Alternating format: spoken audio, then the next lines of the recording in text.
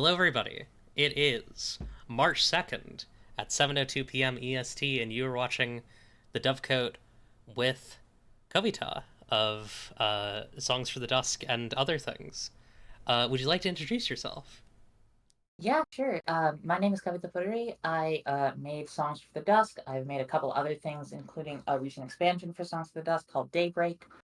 Um, and I have more projects in in the works. I have a game about smuggling psychics across the borders of an interdimensional city called Sunblack that's kind of in the works. Uh, and I think that's it. I have a couple other things. I have a couple game drafts up and a couple of like modules for Forge in the Dark stuff. Hell yeah. Um, so I feel like in terms of I'm trying to think of like how to do this because the most recent thing that you released is Daybreak, an expansion for Songs for the Dusk. Um, Yep. but also people who are watching might not know what Songs for the Dusk parentheses normal is. Uh-huh. So would you like to describe that for folks? Yeah, sure. Songs for the Dusk is a Forge in the Dark science fantasy game that I describe as being about building a better future. It was inspired by a few different things. In terms of setting, I would compare it to things like the video game Destiny, the She-Ra and the Princess of Power reboot, uh, you know, things like that, where basically the idea you live in a post-apocalyptic society. Once a long time ago, there was a very high tech sort of like golden age that of the earth that has long since fallen, and it has been a very long time. The remnants of that society still exist, but you also live in this new society, and you are trying to uh, balance that ancient technology with new and poorly understood supernatural like magical powers and trying to forge a sort of like positive and more optimistic society than what came before you. Um, there's a lot of different ways you can do that. The crew types I have are things like there's an augurs crew, which is things like scientists and explorers. There are things that are there's rangers, which are sort of like like scouts and like warriors. You've got math guys who are like technicians. There's a couple others. But basically, it is a science fantasy, like adventure simulator. The probably the most standout thing about songs, the thing that people keep highlighting, is that you don't really like I'm talking about your characters and the adventures they go on, but you don't start by making those. You start by making the community that your characters are a part of. Hmm. So maybe if you're setting, you might like build a town in the mountains that's like constantly lashed by lightning strikes, or you might build a little village that has grown up around the crash wreck of an ancient like, you know, an ancient like naval vessel. Um, Maybe you have an underground community, or you have like a district in a larger city that has come together. And so you start with that. You start with building that out, setting up visual motifs for things like that, and then you build a cast of NPCs who get to inhabit that community together. Um, and when in between your missions, you create your characters after that. You go out on missions, and then in between your missions, you come back and you spend time in that community. Where your downtime actions are like to clear stress, you can just go and hang out with somebody from that community. And maybe you'll clear some stress that way. Or you get to like work on building things in that community, like setting up foundations that'll both help your crew and also just like contribute to the community's health. Um, so that like feeling of being grounded in the community is probably I would say songs like most complimented and perhaps most standout feature. Yeah, I really like that element because like it's I feel like sometimes when folks like take on templates, or not templates, but like existing engines like Powered by the Apocalypse or Forged in the Dark, they have a tendency to kind of like replicate the exact dynamics present in those games. And I feel like it's notable that like Blades in the Dark is a game where you are against, like, you are, carving out what you can from a society that has abandoned you.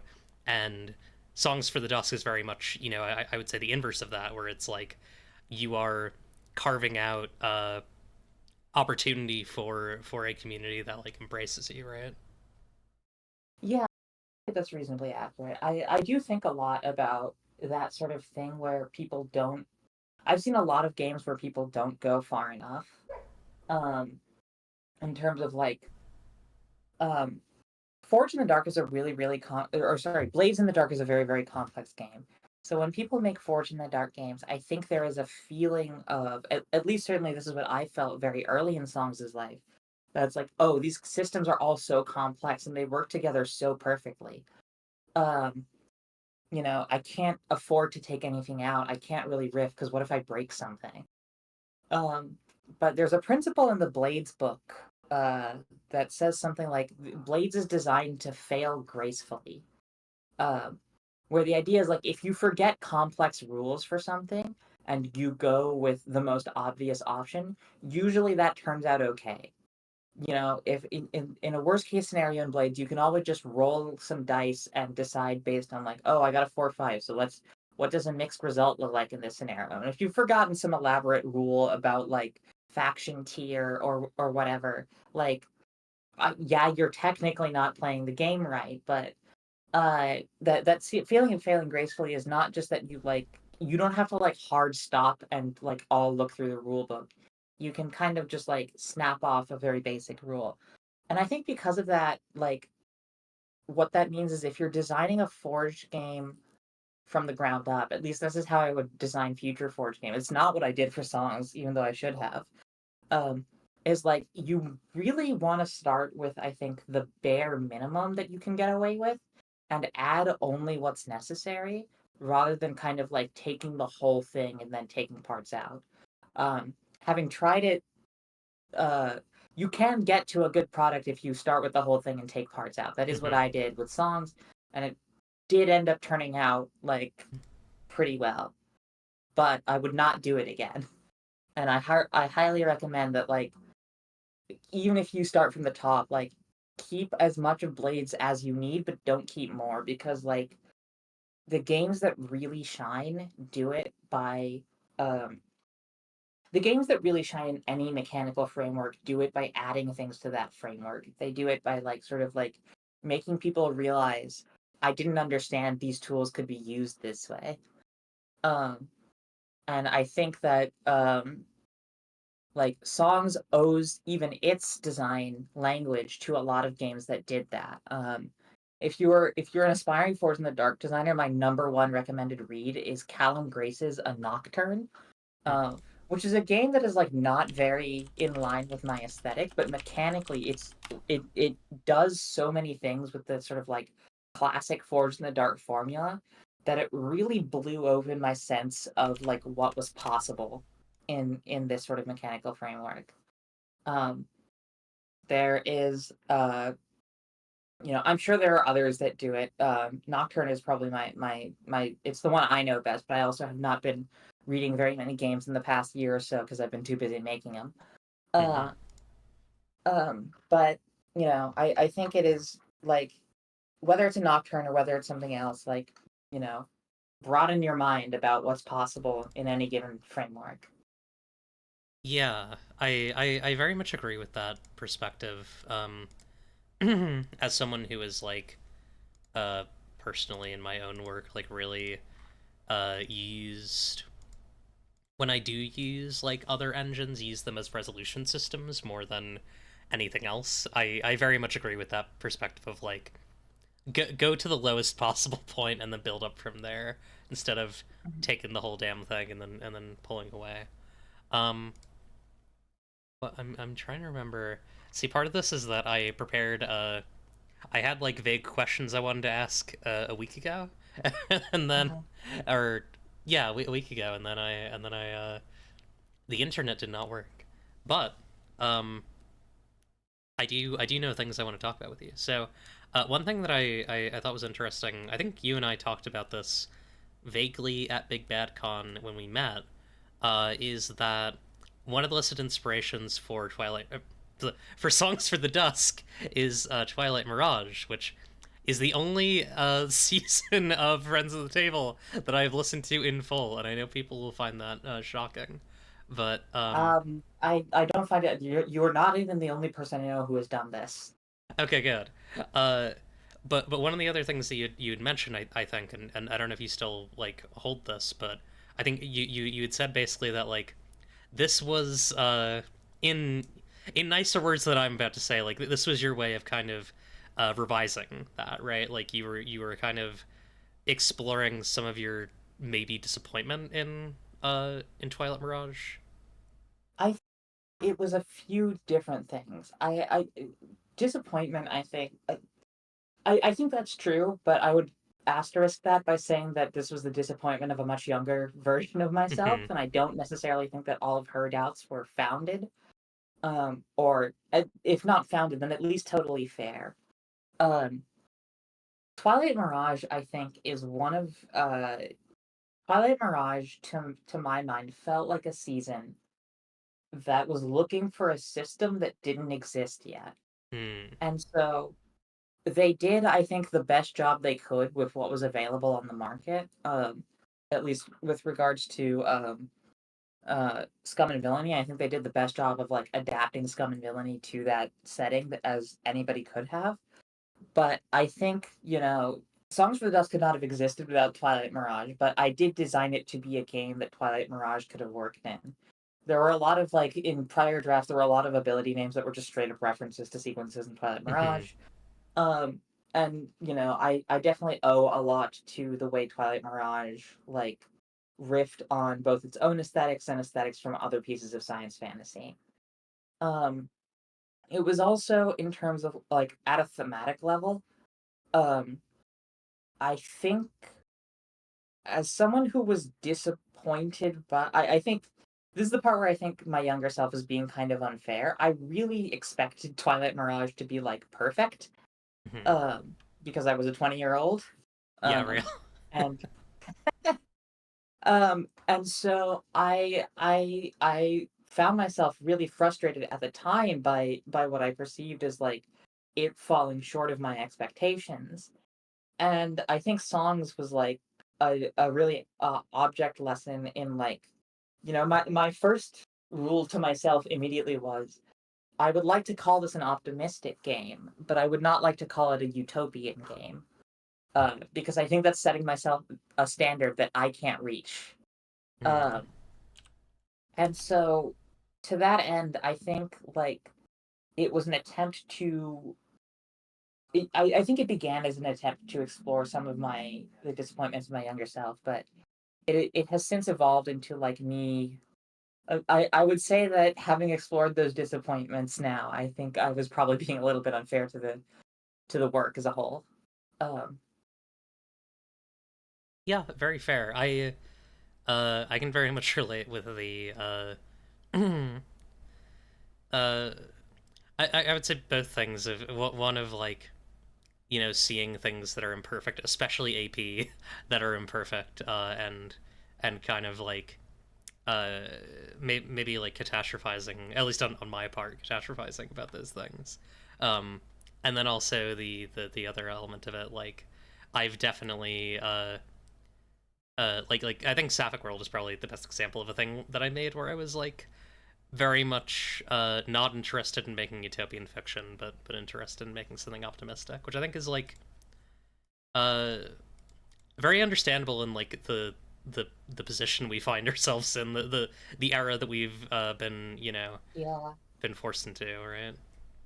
yeah. I The other thing about that is that I have grown steadily more cynical over the past several years. Sunblack is going to be a much less like optimistic game, I think. Um, so I like my I I I got at this some in the end notes of Songs for the Dust, but I remember this very clearly that there was this like really weird period of like 8 or so years where people kept spreading this like false statistic that like the average lifespan of a trans woman of color was something like 35 years. which is not true, by the way, in case any of y'all are listening. That terrified me for years until I found out it was not true, and I just want to get it out there that it's not true. Um, but it was like this. It was the sort of thing that like other people would share to like guilt themselves into being more progressive, Hmm. and it had this really alienating effect on anybody, the people it was meant to be like garnering sympathy for. And so part of it is like even over the past 5 years, as I've grown more cynical, I try and keep to the optimistic. Like I tried to keep Songs for the Dust from absorbing too much of that cynicism because I want it to be faithful to the version of myself who did want, you know, a sense of like hope, basically. Um, you know, I do think sometimes there are probably parts of it that feel a little naive. It is very much a 7-year-old game at this point. I when I published it, it was at least 6 years. Like when I published the final version, that it was 6 years from the summer I started drafting it. Now it's maybe 6.5, 7 years old. But as much as I have changed over those 6 to 7 years, I do think that like holding that holding to that vision was important for me at the time. Yeah, where does Daybreak sit in all of that? Daybreak is how, when I was being super careful about utopian fiction, I was like, how do you think about the distribution of power? How do you think about how you characterize enemies? Like, because you can't, you don't Hmm. want to get to a point where you're being sort of like essentialist about their nationality or their race, even if they're from like an ostensibly an imperial nation, because that can lead into reactionary politics, right? Like, if you want a practical historical example of this, Muslims came to India as part of a conquering empire, but like that doesn't, you know, to look at modern Indian Islamophobia, like you would not, I don't think that that is like really informed by that history so much as that history makes an excuse for that thing. And Daybreak is when I don't have to think about any of that because the bad guys are all giant monsters that want to eat your soul. Hmm. Um, which was a Daybreak is part of a has always been part of like a pair of planned expansions where there are things in Songs for the Dusk where I was like, I need to work really hard to think about like and be very careful. Daybreak is my turn that off expansion, and then Nightfall, which will probably not come out for several years, is a planned expansion in which I go in the other direction and go like really really hard on what like can you apply violence safely at all? Uh, Hmm.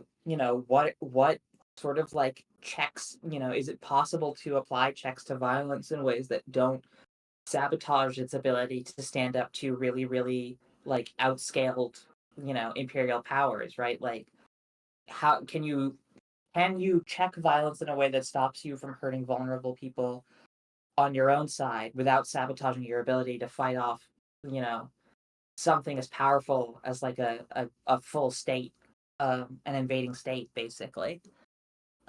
So that'll come maybe after Sunblack. But it's something that where I just wanted to get Daybreak out to kind of like give people a chance to fight giant monsters. And it also gives you a couple of ways to really play with the power level of your characters. Because the characters in the playbooks in Daybreak basically allow you to refresh resources that you ordinarily can't regenerate in the middle of a mission in songs.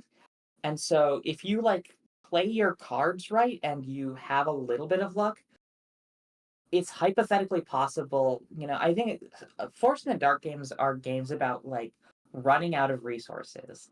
You have stress, you have special armor, you have load slots, and you have to manage those quickly because you only have so many before you get to your next downtime.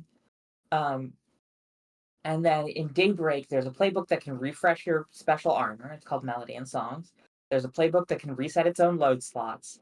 And then there's a playbook that can just like eat wounds to advance clocks. Um, It's very funny. yeah, you take it's called Comp for Tempo is the ability. This is for the Spectral playbook. Or um yeah, it's called Contra Tempo, and what you do is you take if you see a clock that's like three ticks away from being finished, You say, I'm gonna use contratempo, and you take a level 3 harm and the clock is done. That's very funny. That's really Yeah. good. Big fan of that. God, that's Uh-huh. fucked up. Again. Um, yeah, it's interesting hearing you talk about, um, wanting to like in these expansions, create stuff that is like on multiple sides of your palette. And also obviously you've mentioned like Sunblack is going to be kind of in a more like cynical direction. Um, Mhm. it's cool. I don't know. It's always like really cool when I can see an artist uh I guess I'll ask, when did you make Daybreak? Daybreak started probably like I first came up with the idea midway through song's development. I actually Hmm. genuinely don't remember exactly when it was. Um but yeah, I first came up with it like more than 2 years ago at this point. It was maybe about halfway through song's development. And I it was mostly a set of like concepts at that point. I had some ideas for like I think this was a part I think this was when I was redeveloping a lot of the community mechanics, Hmm. and stuff like that, and like deciding how to make them work. And there were a lot of moments where I was thinking really, really hard about those questions. About like, one thing is like you do like do missions for pay in Songs for the Dusk, which like has always kind of felt weird to me. Um, and so I remember sitting there and I'm like, can I make this work without it? And I couldn't figure out quite how to do it because like it felt weird to like make you do them out of the goodness of your heart because then it like one that felt like a weird statement about like labor, and two it felt like a weird, you know, like two it couldn't fuel the like growth process of building up your community because you need some kind of like in and out numerical value, but then like making you do it for pay puts you in this weird position where it's like, oh, what if somebody really needs help? And like the game does makes some effort to like introduce some randomness to account for that. But it was something where I was like, man, this is really, really hard. And I thought to myself, either I should go harder or not worry about it at all. And then I kind of picked both. Um, and so Daybreak is where I don't worry about it at all. Hmm. And given that, I was like, okay, well, if I'm just going to make the game about fighting giant monsters, I kind of get to break from a lot of the thematic stuff and just get to start building weird abilities that like work on a very mechanical level and like improve you that way. And so I started thinking a lot about my favorite, Daybreak is probably the most video gamey, like, that Songs for the Dusk gets.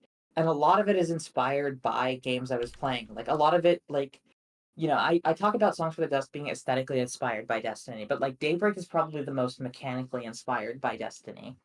Um, there was an expansion in Destiny a couple of years ago called the Witch Queen, which was all about one of the enemy factions basically getting access to a bunch of powers that were formerly like exclusive to player characters. And so that's something I kind of introduced into songs where one of the enemy factions of like monsters that you fight is are these like weird alien angels, and most of them have access to like abilities that are player abilities. Like there's a type that just has a melody, like a special armor resource, the same as every player character has. Songs also has a group resource called Harmony, which is like sort of like it's generated by teamwork and success. And then there's one of these monsters can basically like every time your team spends Harmony, that goes into their pool of Harmony, and then so they can spend it against you. There's stuff that like just switches off abilities. There are things like that. So they really mess with your character sheet and like turn your own sort of like turn your own powers against you in that same way. And then so thinking about that on an enemy perspective, I was also thinking, okay, well, what appeals about video games like Destiny or Final Fantasy 14 or things like that, where it's like, oh well, a lot of this is about settling into a rhythm and getting a rotation, Hmm. and to have that happen, you kind of need a way to like you need a reliable way to regenerate the resources you've lost. and that kind of formed the mechanical basis of Daybreak. Was like, okay, how do I make it to a point where instead of about being presented with a big pool of resources and figuring out how to stretch them thin enough to survive a big long mission, what if it was about ways to make them synergize in such a way that you don't have to worry about them permanently running out? Um, I don't know that it totally plays out that way in practice. I do think it, like, because of the way probability works, it tends to be that you get more time, but you don't always have infinite time. But I have never, like, actually, I've never put anybody through a marathon mission and just seen if Hmm. they can go for 24 hours or whatever. So who knows? If you try that, let me know. If you try that, let her know. You try that. uh, that sounds If really cool, somebody though. wants to do a charity stream that's like 24 hours of fighting daymares Yeah, get in in a there. tabletop RPG. Hell yeah. Um, all right. What was I gonna say? Um, blah, words. Um, I would love to know. Have you been playing anything recently? I know you said you've mostly been making stuff, but have you played anything recently that you'd like to talk about? Um, yeah, a little bit. I finally got to try out a card from Brindlewood game the other day. This is not out yet. Oh, Might be on Thursday Garot's Patreon. I believe the Blue Sky account is keftu.bsky.social. Um, yes, I have but Thursday's Patreon right here. yes. Um, Okay. I was playtesting it because she was like, we just are in Mhm. a Discord server together and we playtest some stuff. But that was my first experience with the card from Brindlewood game, and it's crazy how they've just like figured out the tabletop RPG mystery. Um, Mhm. it is a it is, I think they do something very clever with the clues system, which is where they give you a bunch of clues that you collect over the course of the mystery, and then at the end you get to decide what all those clues add up to, um, as a set of players, which is really really fun. Something I might end up, actually, I'm working on seeing if I can adapt it into Sunblack and whether that works. Um, Sunblack is not a mystery game, but nevertheless, I think there are certain questions in it that are best answered by just asking all the players how it all works. Um, and I really enjoyed my time with that. Um, Other stuff, I have not played a lot of other stuff recently. Um, in terms of tabletop, I replayed a bunch of Citizen Sleeper today, which is maybe as close as to a tabletop Mhm. game as you can get in video game form. That game is really good. I've heard it's Um, great. I still got to get on that. yeah, I posted today that, like, I have this like spreadsheet where I keep track of like my budget and my finances and stuff. Hmm. Playing Citizen Sleeper is like if that was really fun. Hell yeah.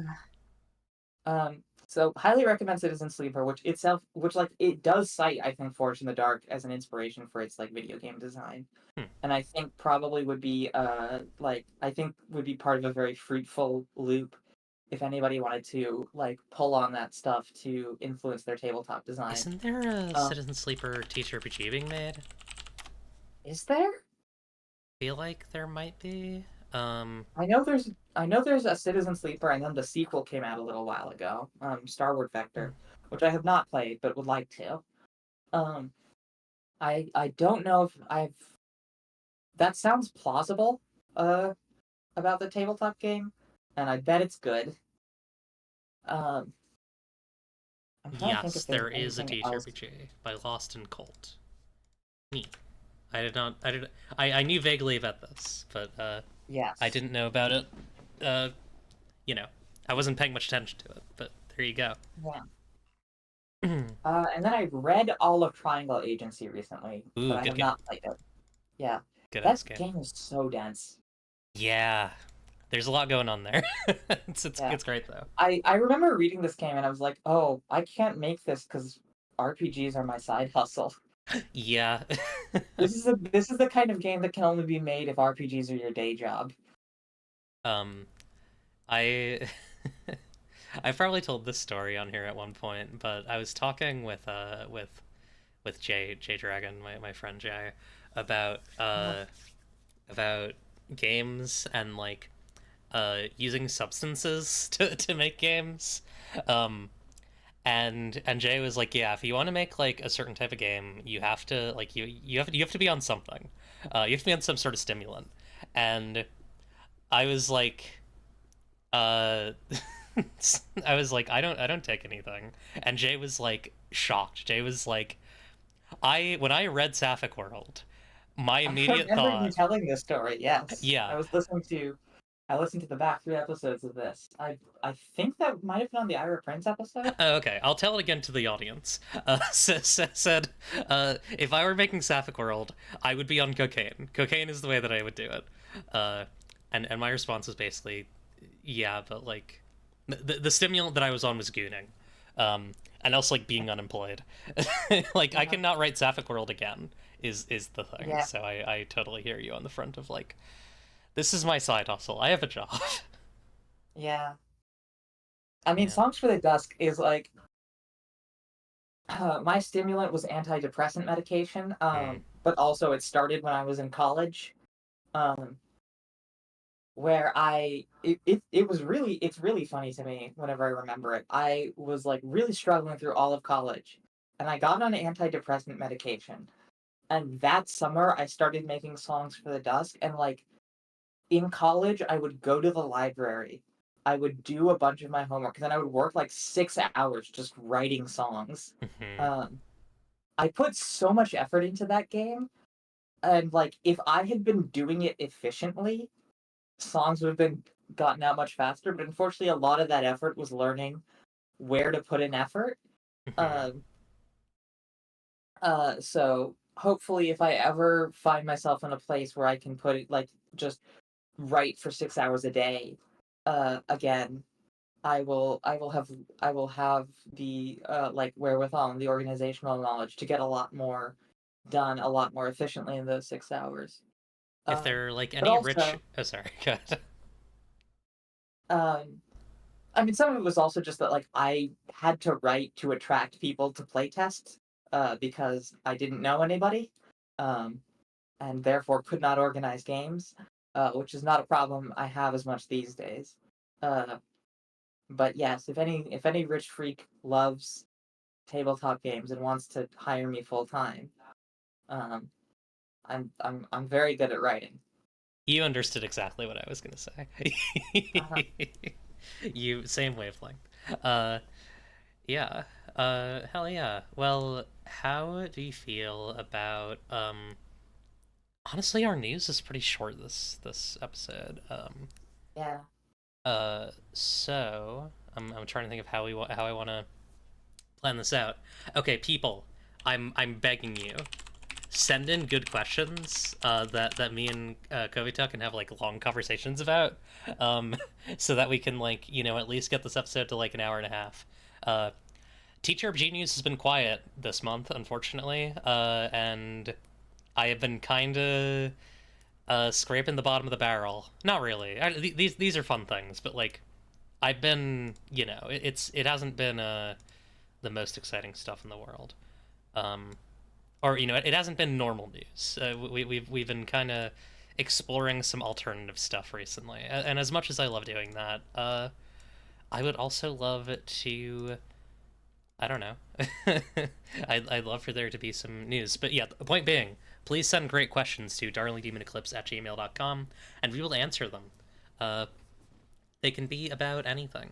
Uh, Probably mostly TTRPGs. Um, actually, before I get into the Okay, ask me news, about the weather. yeah, ask Kavita about the weather. But before I get into the news, I wanted to. I don't know if I necessarily have questions about this. I just kind of wanted to highlight this because I think it's cool, and I think my audience especially would be um, very into this, which is the fact that like if you buy any of your games, if folks buy any of your games, the money goes to uh, whatchamacallit, PCRF, the Palestinian Children's Relief Fund. The Anera, actually. Oh, Yeah.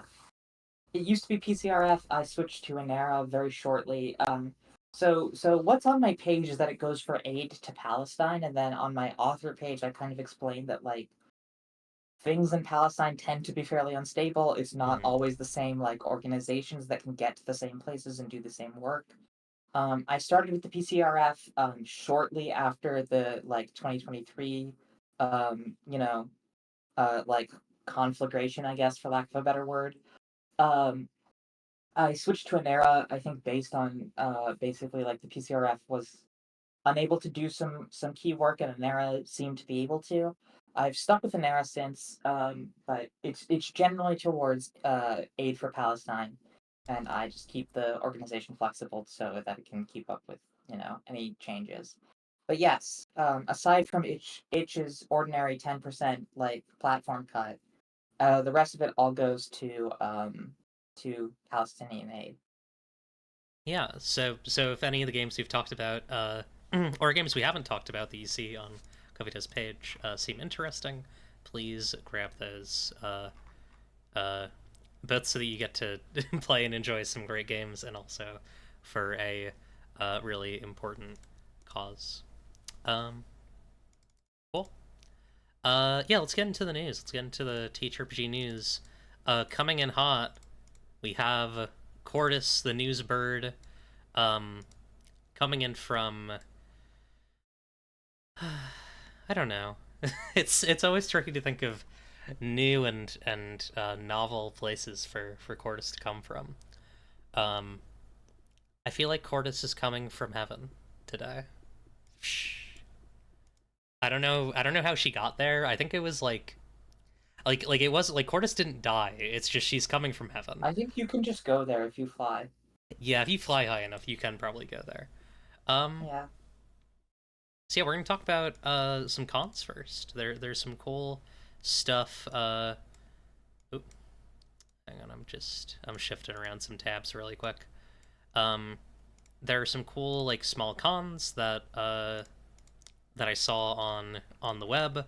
Uh, one person who I'm friends with, one person who I'm kind of acquaintances with, um, and yeah, I want to talk a bit about these. So, the first one is precognition, which is a um, as said here, independently organized, volunteer powered prequel to tabletop role playing convention season. It is virtual, March 14th to 16th, so it is coming up. They actually have 43 hours to go on Kickstarter if you wanna grab what do they have for it's a pre-sale. Um and yeah. They Um have 40 games. yeah. This is organized by Hodag, who is a very cool um, artist and TTRPG designer who has done a bunch of like really cool OSR and kind of more classic fantasy stuff. Also has done some really fun work in some games where you would not necessarily expect to see his work. Like he's Eva's Bed and Breakfast. He has a there's an entire chapter that has art from him. That's all in like his normal kind of OSR style. I It's very believe, funny. yeah, I believe most of the art here is his. I'm not entirely sure. I think this might not be, but yeah. If you've seen enough of Hodag's art, you can tell like this elf is definitely Hodag's. He does a lot of like thicker marker stuff, but I recommend folks grab tickets from this pre-sale. I should also do that actually. I should do that after the stream is over.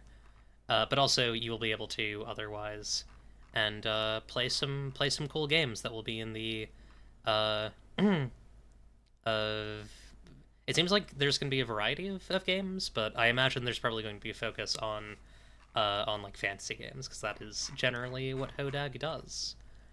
Um, do you have any thoughts on this before I go to the next one, Kavita? It is interesting to see. I'm surprised that there aren't more digital cons. Um, Hmm. I know Big Bad went digital for a couple years.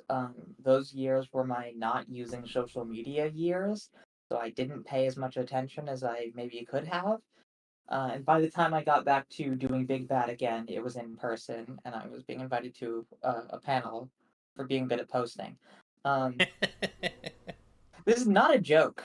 So for context, the way we met was at Big Bad. I believe it was after I had done a panel hosted by Jess Levine of online fame, I guess, Mhm. um, about like revolutionary violence in these sorts of games and like what the what the implications of talking about revolutionary violence are, what kinds of like how you should approach the topic.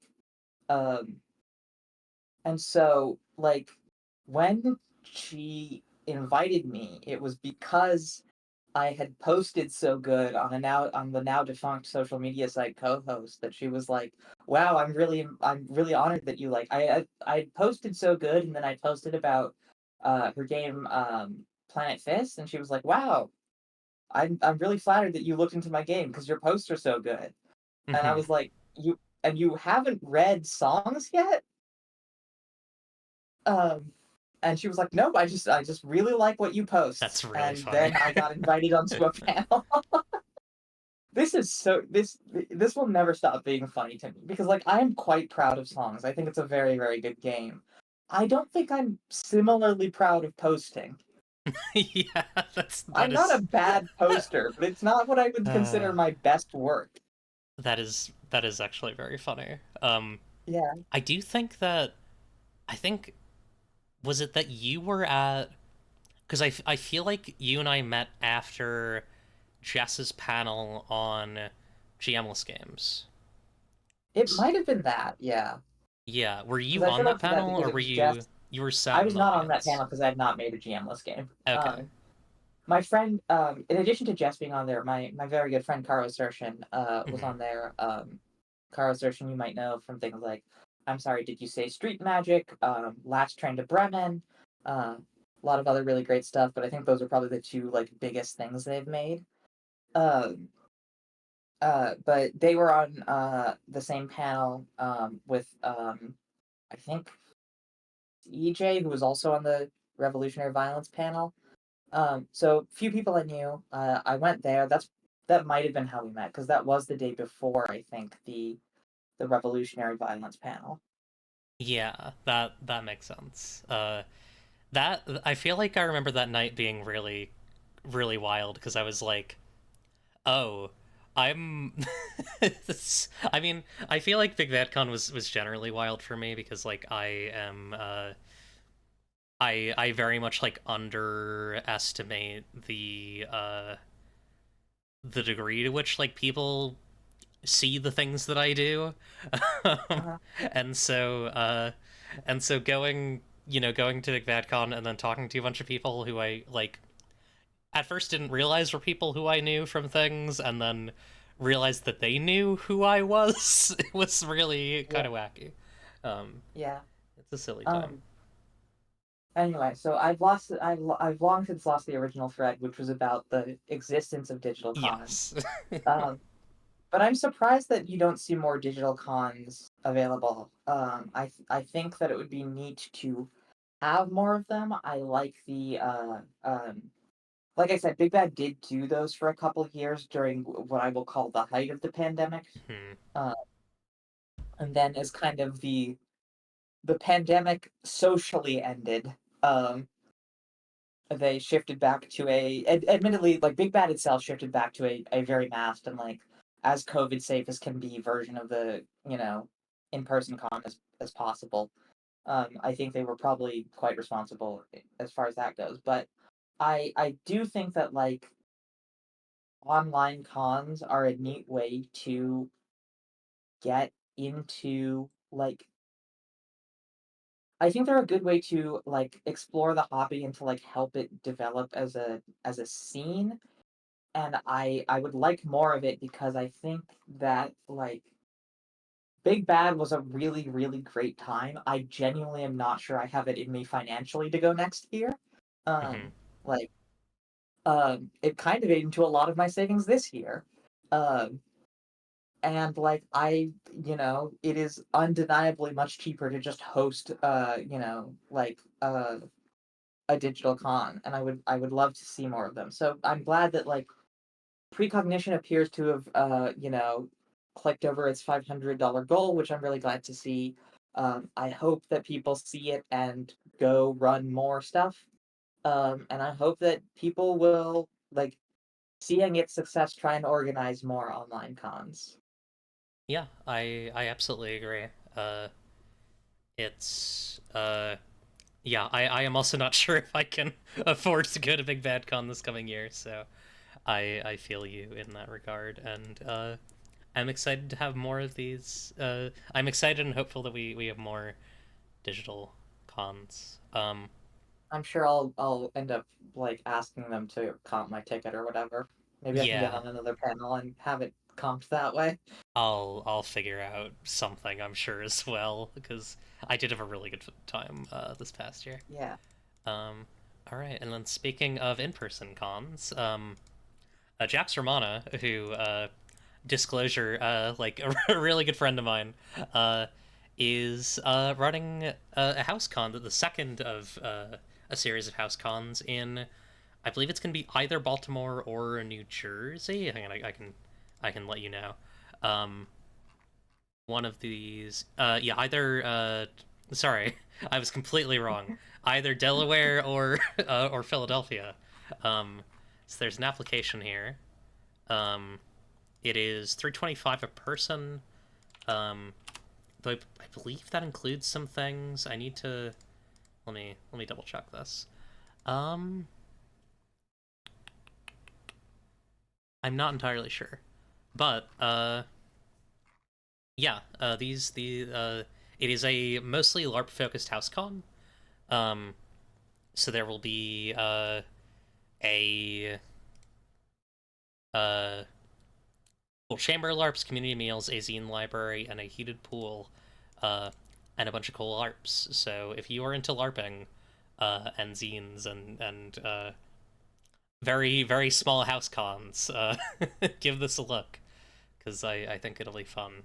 And also presumably if you live near Delaware or Philadelphia. Yeah, one thing that I am considering in regards to this is I do live near uh, Delaware or Philadelphia. It's also a 5 day con, which is interesting. Although I believe it's set around a weekend. Let me just double check that. Um, yeah, 15th to wait, no, sorry, brain. Uh, 13th. Hang on, let me just make sure that's right. Yeah, 13th to 16th, which is da, da, da, da, da, on in November. Yeah, so it's a Thursday, Friday, Saturday, Sunday. Um, so you know, if you work full time like I do, it's like two vacation days, um, and then you'd have to go back to work on Monday, or you could do three. Anyways, uh, I've been thinking about this stuff a lot because I'm trying to I'm trying to go to a bunch of things, and I just started my full time job, but Yeah. yeah, seems neat. Uh, so if that seems like something you're into, give that a look. And then, did you have any thoughts before we go into the bundles? Uh no, I think I got most of them out and as far as digital cons go. This house con seems cool. It's the exact opposite of what I was just asking for more Yeah, of. fair. Uh, which doesn't mean I respect it still. But um, you know, I don't think there'll be any opportunities for me to be on panels at not a con too. Yeah, fair, real. All right. And then we have. I just wanted to highlight two cool bundles that are up. Um, this one, which is running for the next 20 days, RPGs for accessible gaming. I actually met the Dots folks who are. This is for uh, sorry, I'm off my medication. That's another thing that I should note. I I didn't have meds today, so I should tomorrow though, Oh, ideally. these are for the Braille dice. Yeah, it's for the Braille dice. It's a very cool thing. So that they're raising money for the production of D4s, D6s, D8s, and D10s for signature Braille dice. Um, the Braille dice are really interesting. I talked to the folks who make them at PAX EU because they are uh, like because of some of the nuances of Braille. you can't necessarily um, make it clear like which number you're like touching necessarily. And so they had to like set up a unique series of like rules for like numerical die when it comes to Braille, which seems like an undertaking, and they definitely put a lot of work into that. So if you want, like, to help with the production of those things, definitely grab this bundle. It also has just a lot of cool games in it, like a lot of games. There are, yeah, like this is I I love when the tabletop RPG community comes together to do a bundle because at this like we've done it so many times at this point that I feel like someone is going to have a bundle where it's like I don't need to. There's going to be somebody who's like, I don't need to buy this because I bought three other like charity bundles, and now I have every game in this bundle between all those charity bundles. Um, but yeah, there's a lot of really good stuff here for much cheaper than you would ordinarily get it. Yeah. Yazeba's at the top. Yazeba's Bed and Breakfast is $25 on its own, and here it's 10, and you're helping with the production of Braille dice. Um, like this is these sorts of things are almost always a steal. I don't think that I think Yazeba's is makes this bundle a steal entirely on its own. Just to name the one game that I happen to be familiar with already, I have no doubt that there are also a bunch of other incredible games like in here. Yeah. Um, I would highlight so Glitter Hearts, Paris Gondo, I've heard is great. Be Seeing You by Tanya Floker. Um, I've heard uh, great things about Rosewood Abbey. I don't know a lot of these other ones. Sorry, I realized I just interrupted you. Go ahead. no, that was good because I don't have a lot more to say except like, damn, there's a lot of games that I don't know about. Yeah, it's always It's like that. it's nice though, because it's good to know that the hobby is constantly way bigger than I think it is. Um, Yeah, I've like never even heard of. I don't think I've heard of almost any of these game creators, with the exception of J Dragon, who I happen to know personally also. yeah. But like I don't know almost anyone else in this list. I also Like, don't know almost anyone else in this list. which is good, right? Like, it means Yeah, that the scene is rich. And I'm very, very glad to hear that the scene is rich because I would love for the scene to be rich because it means I have to work less hard to make it rich. yeah. There's just some video games in here, which is pretty fun. Hmm. Um, hell yeah. And then also, I hope you know what, I'm actually not even gonna hope that I'm gonna say this right. I'm gonna be responsible, and I'm going to, hang on. Actually, how do I want to do this? Uh, one moment. I'm realizing that I should have done this before the stream, but I'm just gonna quickly do something.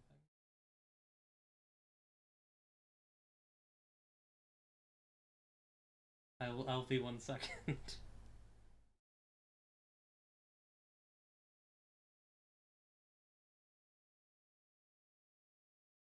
Okay, it is the way that I thought it was. Great. Okay. Um, this is a Kanaki Solidarity fundraising model. Um, I realized that I wasn't entirely sure how to pronounce that. But yeah. There's some context in the description here, which I realized is being covered up. Let me fix that. Um, so, some context. Kanaki is a group of islands in the Southwest Pacific. The Kanak people have been under French colonial rule since 1853. The French right to retain control of Kanaki due to its rare metals. The French fight to retain control of Kanaki due to its rare metals and geostrategic location. In May 2024, the Kanak people began a pro-independence uprising. Since then, they've faced increased violence and oppression from French loyalists. This has led to shortages of basic necessities. we're raising money to help communities in Kanaki buy food and supplies. Um, this is a slightly smaller bundle, but it still has some really great stuff in it. I would point towards the Steadfast and the Rebellious, which I've heard of. I don't know much about it, but I've heard that it's a great game, so give that a look. Yeah. I've heard A Visit to San Sibilia played on Friends at the Table. It was part of Song Fiel, their horror season. It worked quite well there, so I have no doubt that it'll work independently well for you.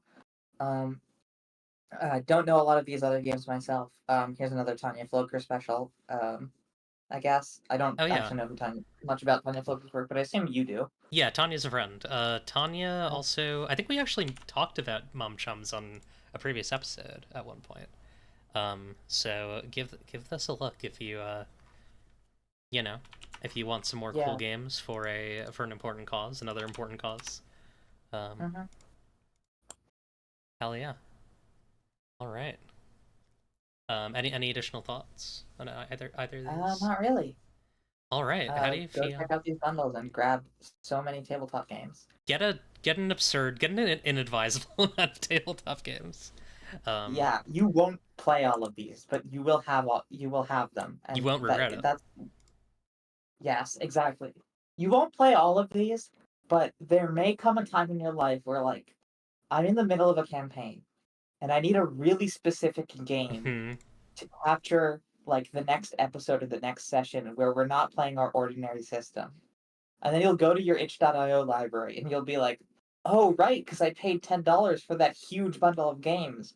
Now I have this like 10-page micro game that's perfect for talking about like our characters are in a strange city, like dealing with a bout of temporary amnesia and trying to find each other again.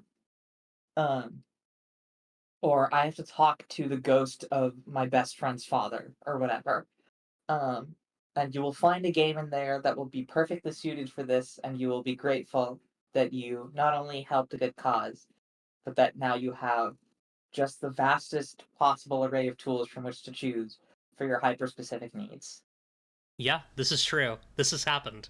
This has happened to many people, including myself, and it will happen to you too.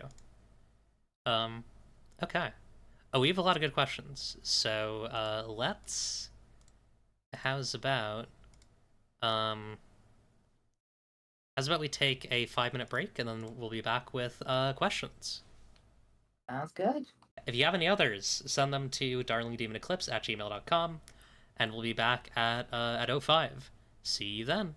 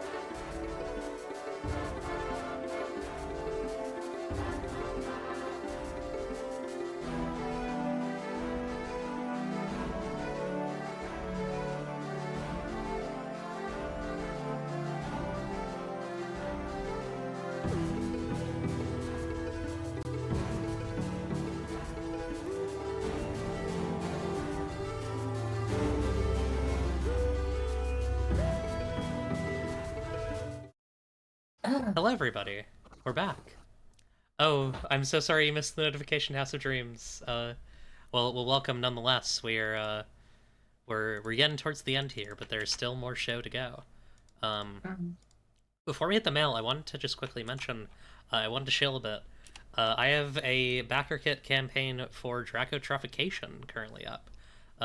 So if folks are interested in monster fucky Dragon X Maiden romance games, please give that a look.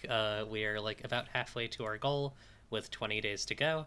So, yeah, that is You that's can't that. get this kind of thing anywhere else, folks. That's right. Uh, they don't make game they don't make games like this anymore. You can't fuck a dragon these days. Anyways, we're gonna read some mail. Uh, Sorry, I think return jokes for things that never happened are the funniest thing in the world. yeah. So I'm Um, really into the idea of like return and it's just like a just like really like Renaissance style erotica of a woman and a dragon. yeah, we got to get Uh, back to that. we have to get back to when we all did that and thought it was the most like important type of art We were all fucking dragons back then. We back used in the to day. we used to be a country. Used to fuck dragons. uh, yeah, that's what it's all about. Uh, Mhm. Apocrypha the Mailbird coming in. Apocrypha the Mailbird is not mail, by the way. I've mentioned this before. I just feel like people should know that. Um, but yeah, we're gonna read some mail first. From Rima Hadley. Uh, for Kavita, if you were hired to make TTRPGs full time, what would that infinite time game look like? A good question because I think part of it is that I also have. The thing is, one, I think it would mean it would be the same game, but it would come out faster, and probably Mm-hmm. be a lot like because it kind of depends on what you mean by full time, right? Like, there's full time where I'm just writing a. Excuse me. There's full time where I'm writing a bunch of stuff, and then there's full time where it's like I have someone else to deal with the business side of it, which is to say hiring artists and like you know handling finances and stuff like that. Um, I think by if it was mostly just me, and I could like maybe play test also, I think it would probably be I would just make a lot of games faster. I think Sunblock would come out in the span of like a year or two. I Mm-hmm. think I would probably hit Nightfall pretty soon after that. I have no idea what Sunblock is even going to look like, so I can't even say if there's going to be expansions for it. But if there's, maybe I would design a lot more like Brindlewood style mysteries or cases for it, where it's like, okay, here's 20 different like psychic freaks that you can help into your into Sunblock, the city. Um, and I would probably start looking at some of the projects that I have way, way, way on the back burner. I have a project that started as a setting for the video for not the video game, the tabletop game Scum and Villainy. It was a custom setting because I quite like the Scum and Villainies, a lot of Scum and Villainies mechanics. I borrowed their starter ability mechanic, which is why all of the songs for the Dust playbooks have like unique starting abilities that help give them a little bit more of a like identity. Um, but I didn't love a lot of the default settings, so I started working on the setting called the Phoenix Marches, which is about sort of like um, which I think draws on some of the things I find a little bit more interesting for from space opera. um, I had a game. There's an alpha of this game up called Brushfire that's also on my itch. Hmm. That is basically like, if you think about Phoenix Marches, basically the way Brushfire happened was in the Phoenix Marches, I was making a group of knockoff Mandalorians from Star Wars called the Clade, and I had a line that was like, "The Clade found their fame in these Brushfire wars with the Silver Grace Knights." You know, 10 odd years ago. And then I was like, Brushfire would be a really good name for a game. And so Brushfire is about those Brushfire wars. Um, and I have not gotten back to it because it felt bad to play the bad guy. This was like not even after the 2023 conflagration. It was like one back in Uh, 2021, where Israel put another offensive on at Palestine, and it just felt bad to make you play the bad guys then, so it kind of went on indefinite hiatus. mhm, Um, but there's some neat concepts in that game, and I think you can still go look at it and see if you like them. And with infinite time, I might be able to take that and make it appropriately tragic, or like have the time to write it as critically as I want, instead of risking the sort of like, wow, cool soldier mhm, response. Um, and then who knows after that. I have uh, I think infinite time games for me is like time to iterate and make more stuff. I don't think any single game can capture everything. Um, but I think I would probably do a lot more testing, and I would just like sharpen everything I have. If I'd had infinite time for Songs for the Dusk, I think I would have done my best to carve more rules out of it. mhm. Um, I think Songs for the Dusk's greatest weakness is what remaining complexity there still is in there, um, which is not a lot, or at least not hugely more than Blades in the Dark, but it's definitely enough that like there are times where I look at the character sheet and I'm like, I wish I had made this simpler and less dense. I think it mostly works it is, but if I had another year and I could stand to stare at these mechanics for another year Mhm. instead of just trying to get them done, um, I would probably like just try and carve out more of the game and make it as simple as I possibly could. Um, I have this principle, or I have this idea that like you have to write your game understanding that most of the people who play it won't read it, and that Mhm. of the people who do read it, people are inevitably going to misremember parts of it. And so it's like, most of your writing won't even be read. A lot of your writing is about putting vibes into the GM's brain that they will then tell to the player. Um, and you have to like because of that, I try to err on the side of writing less when I can get away with it, because I know that the less I write, the less will be forgotten. Um, Yeah. uh, and I think I counterintuitively have the problem where, left to my own devices, I will probably like write too much. I've had this happen. I had this happen a bunch in Daybreak recently, where like I would write the description for a location, and then I would go into put that location into like my layout software, and I would be like, oh, it doesn't fit on the page. I have to Yeah, it's like like cut half huge. these sentences. Mhm. I have to drop a bunch of lore, um, or figure out how to convey it more efficiently. Um, and so I think like I think really the infinite time games for me would be much more tightly edited um, than they are. That's really interesting. That if you had more time, you would make your work more concise. I mean, it Yeah. makes sense, but it's just Well, the thing it's is, neat. I'm naturally like I can naturally go on forever. Mhm. Um, and I think I really value I value brevity, and I value economy of language a lot. I think the more you can say in less words, the like that reads to me as a sign of a very sharp and a very like deliberate sort of you know prose. Mhm. Um, and it's something I admire, but I'm not naturally good at. Yeah, it's hard. It's hard to like write things in a way that is like concise and effective. Mhm. I hear you. Cool.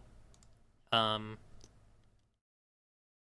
mine would be Sapphic World. You didn't ask me, but I would finish Sapphic World. And I would just like keep. I would do everything for it. Like I besides the edit. Uh, but that's not possible. Anyways, next question from T Cabbage Studios. Hi, please name your favorite mechanic. It can be either one you've written or one you wish you wrote. Thanks. Oh, This is a good question. Um,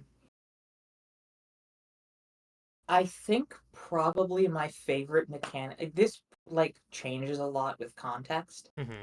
Um, I might do both of these. Yeah, go ahead. I think my favorite mechanic I've written, at least recently, is I was talking about the mechanics of like various types of enemies in Daybreak. And there's one type of enemy that has the power of I think it's called I call it the ability Burden of Glory. And what it does is that when you're fighting something that has Burden of Glory and it inflicts a consequence on you, it also gets to take all of your load slots and fill them with the item Weighted Light, which has no use. Oh, Uh, that's fun.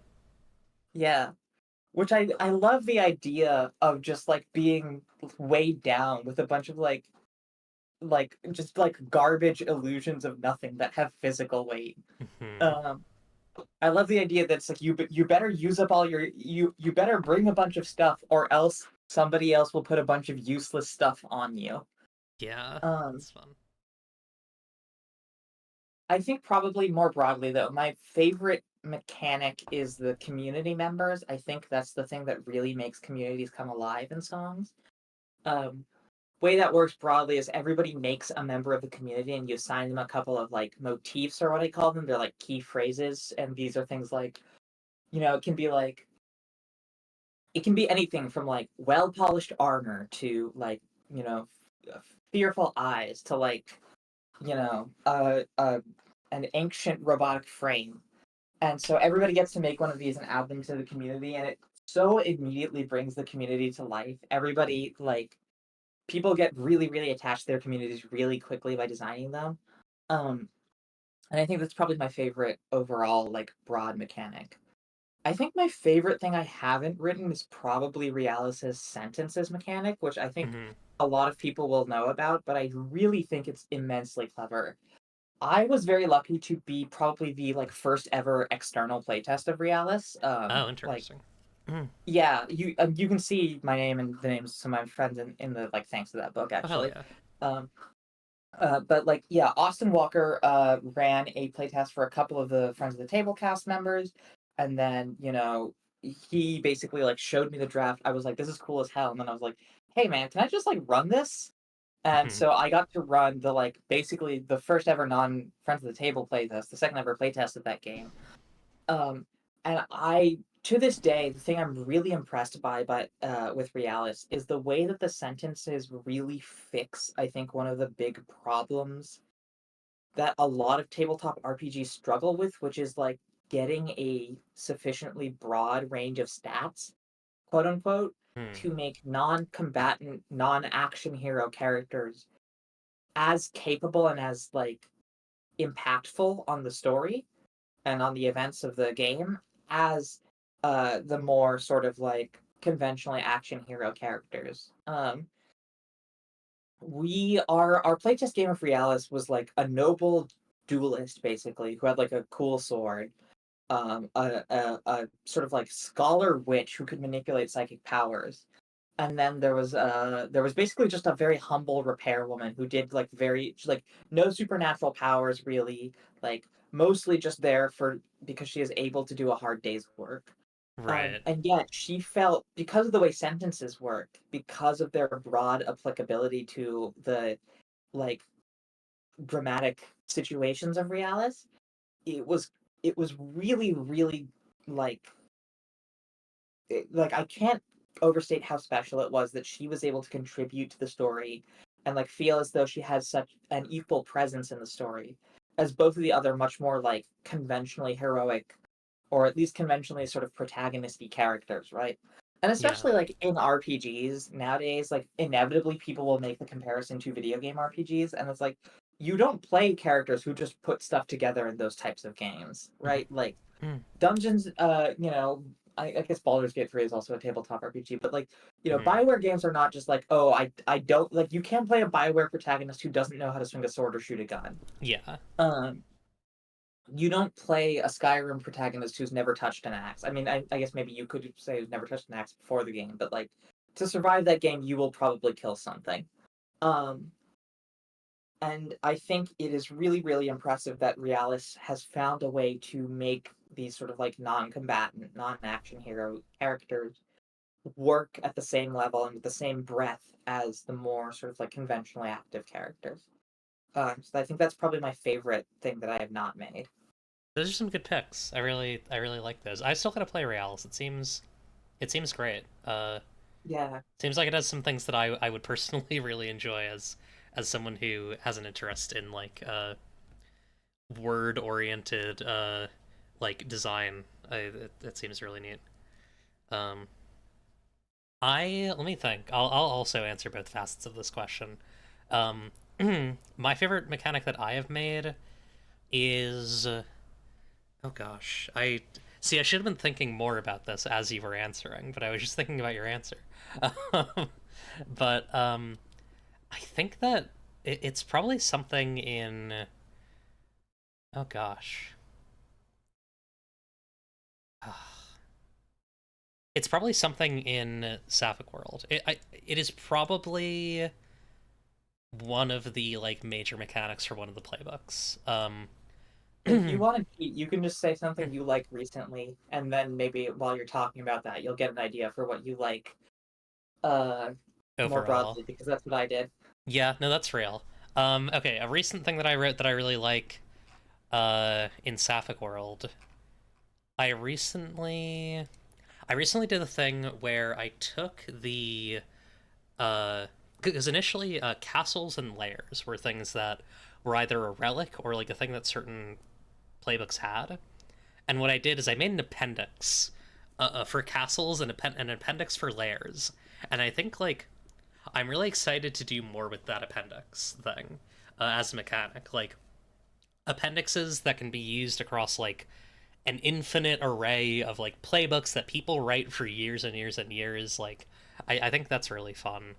And then if I had to think about like what is my favorite mechanic that I've written, it's honestly probably the Sea Surgeon's major mechanic in Sapphic World. The Sea Surgeon is a person who took a ship into a storm that they knew, they knew the ship would not survive the storm, um, and yet the sea had the grace to bring them back to life, and now their heart grows polyps and scales, which they can pluck out and put into this brass filter, which then creates these various tinctures that they can use. And the way that tinctures work is that there is a grid.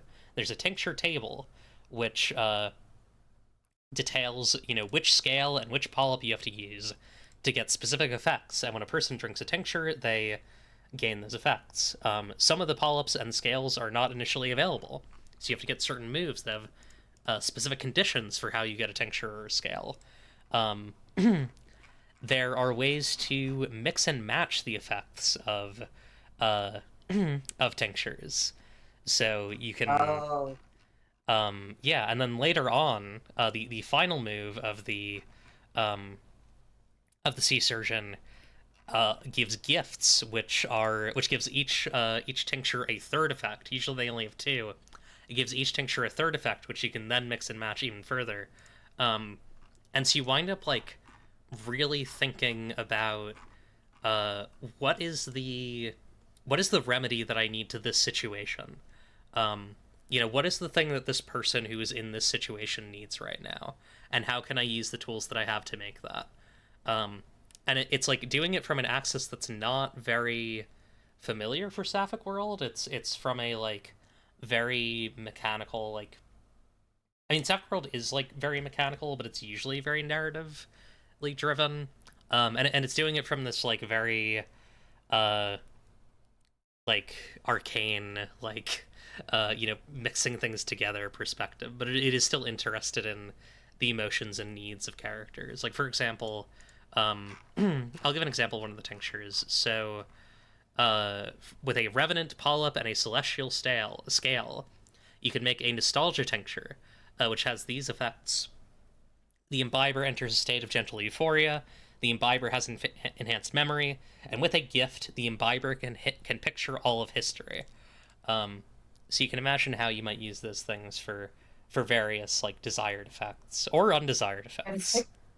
can picture all of history is so fun.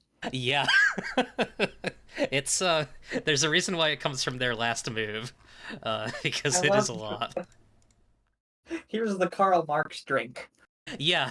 uh I mean, an important thing about the sea surgeon is they are also like pretty implied, but I would say like heavily implied to have come from like a distant communist state. Um, Oh, because South World itself is like very like anarchistic, and there is like a mhm. communist presence, but it's like uh, kind of answering to a larger state that is kind of off screen, and but yeah, that would be my thing, and then I feel like a I do mechanic. want to say that Oh I yeah, think that is one of the best, like, I think one of the best things you can do to design a playbook is like when someone looks at it and immediately starts thinking about like what they want, like how they want to build their character.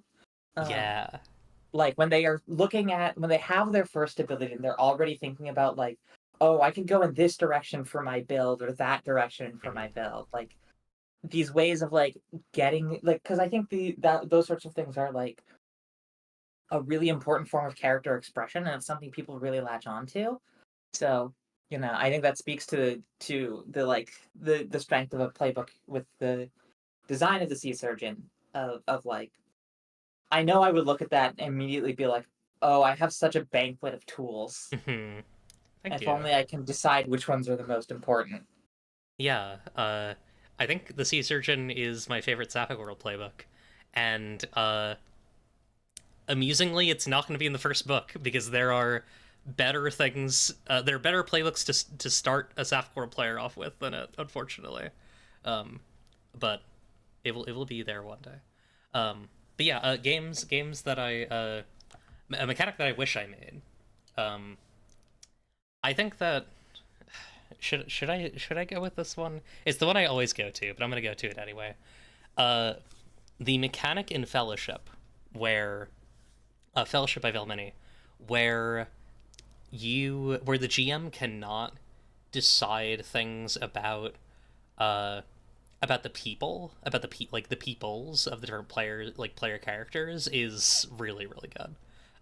Where the player characters have full power over the lore of their people, I think is just like so immediately compelling, and the places where there's exception to that are so interesting. Like the things that you have to do to not be able to decide what is true about your people and give that power back to the GM, uh, I think are really compelling. Um, so yeah, that would probably be my favorite mechanic outside of things that I've made. A mechanic that I wish I had come up with because it's so cool. Um, yeah, and then our last one. Um, this is a question from Phoenix. Do either of you have any fun horror stories about playing/making TTRPGs? That's a good question. It's hard to find stuff that I would consider a horror story. Um, Hmm. because it's like I like social media, I guess, but that's not a story. That's just sort of like a passive that's sort of just like a passive truth uh of society. Hmm. Um I'm really reaching back. Uh I'm like I'm trying I'm like in my mind palace searching through like difficulties with making a tabletop game and thinking about whether any of them are like narrative enough to be a fun story. Hmm. Um,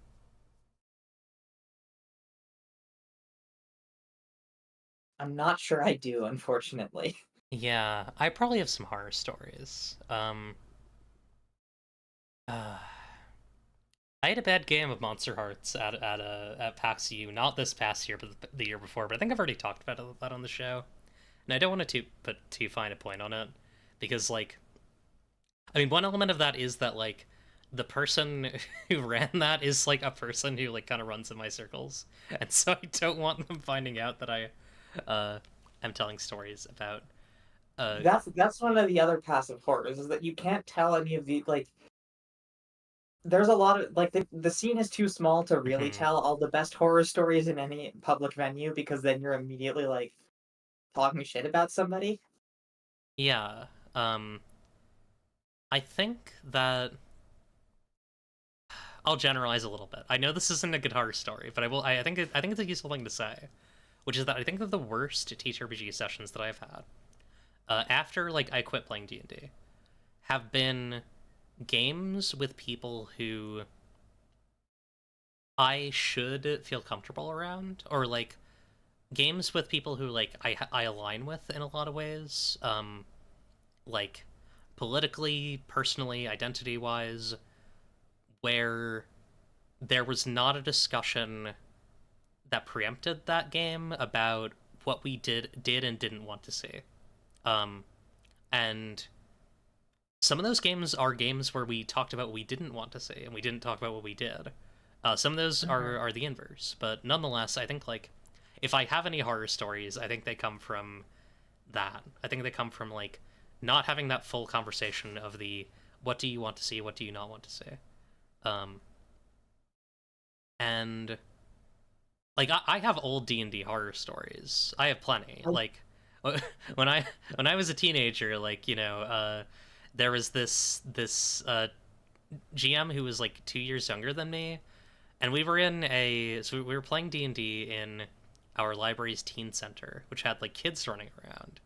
And this guy who's GMing decides, yeah, no, this is probably an appropriate environment to like have a dark elf like sex and BDSM dark elf sex and BDSM like cult. And uh, I was like maybe 16 and like this kid was maybe like 14 and I was like stop. Like stop. Like I you was just can't like you can't do this, you can't dude. be doing that in a library. Yeah. So that's probably that's probably the actual like if I had to actually identify a teacher for horror story, that's it. Yeah. That's probably the worst it's gotten. Yeah. I don't have a table. I guess I don't have a D&D horror story, but I do have a very funny D&D story that I think I have like told before Hmm. on some social media, but probably not to this audience. I only ever played like two games of D&D ever. Um, One was a brief attempt at a Curse of Strahd campaign that petered out because Curse of Strahd is not a very well designed module in spite of its incredible vibes. Um, mm, in spite of its vibes. Uh, um, the other was this game that was like in a custom setting. It was in college, and it was just after I had gotten into the adventure zone. So that was kind of my entry point into like the hobby. And so I was like, okay, let's try this out. And so I was like I think I was like a year and a half on estrogen. I wasn't super sure how I read to other people, and most people were addressing me in the second person, so I couldn't like I didn't have a firm vibe. And so I was in this group with a few other people, and I didn't know how they were reading me. I wasn't sure if I was reading them right. But we had these two character. I was playing a warlock, and this other person was playing like a druid. Um, and I was like kind of getting vibes from our characters, but I wasn't totally sure. Um, and there was a point where we had a really stupid fight with a bunch of slimes in the Underdark. And thanks to some bad dice luck, the slimes like just completely you know, murder this other player's character. Um, Now, the other thing about this is that we've both died before, and so Mm, theoretically, this second death is like a permanent death because that was like the terms of our first resurrection. that's so weird. And Okay. so we're all sitting there like, everyone else, I should say, is sitting there like, fuck, what do we do? I can't, like, this is just the permanent end of this character. And I'm sitting there thinking to myself, oh, I know what's about to happen. This is about to be like my D&D story. And so Uh-huh. I'm like, I'm a warlock. Can I just like pray to my warlock patron to resurrect this character? Um, and the GM kind of looks at me and is like, yeah, you can give it a shot. And let me tell you, I've had a few moments in my life where I have a deeply unearned confidence that everything's about to go my way. Um, And I remember just thinking to myself, this is about to be a natural 20. Uh-huh. Um, and of course it was. And I probably cheated a little bit here in that I know that if you drop a d20 a certain way, like if you have your hand close to the table, you have a higher chance of it landing on a natural 20. But let me tell you, when I dropped it and it came up in a nat 20, and the dude, like, the dude who was the GM, like, looked down, was like, fuck, I guess you, like, bring her back to life. And he, described the character coming back to life, and it was like, all right, and let's take 5, because I need to, like, pace around the building and, like, process that. Um, and he walked out and was like, okay, so one, our characters are absolutely, like, into each other. That's the only way to explain this. Um, and two, I'm so happy I can, like, walk away saying that I've, like, rolled a natural 20 on Lesbian Resurrection. Um, and it's crazy that I ever went back to D&D after that. Like, it's like, how do you outdo that? I Yeah, peaked. you peaked. It's Yeah, peak. and then I never played D&D again, except that's not true. Um, but I shouldn't have played D&D again. Yeah, That's not a horror story, but that's a tabletop RPG story that's very dramatic. that's a great story. I really like that. That's awesome. Okay. Well, that's all the questions we have. So, this is a great, I think we had a good time, and I think this is a good time to wrap up. Um, Yeah. I've been posting your links throughout the episode, but is there anything else you want to direct folks towards? Not in particular. Like I said, if you one thing I will say is that, like, most of my stuff is pay what you want. Songs for the Dusk goes for about $20. If you are trans, you can just email me and I will give you a copy for free, like, no questions asked. Um, and like I didn't have actually I said and I didn't have a second clause to add to that sentence. But yeah, email me if you can't afford Songs for the Dusk, and then you can afford it. Um, Uh, Here's your email. my email, you can contact me at, is written on the game's page. So you can reach out to me and I will shoot you a download key. I've also thrown it in the chat. Uh, Mhm. if you're trans, smiles. Hell yeah. Okay. So I think that's it. We're gonna raid. I'm gonna raid into Inu Amaru, who is doing some sketches. Go say hi. Go if you'd like to get a sketch, and yeah, have a good night, everyone. There we go. All right. Bye, everyone. Bye. Remember, if you don't Okay. like what you see, you can change it. It's up to you, really. Goodbye, good luck, and have fun!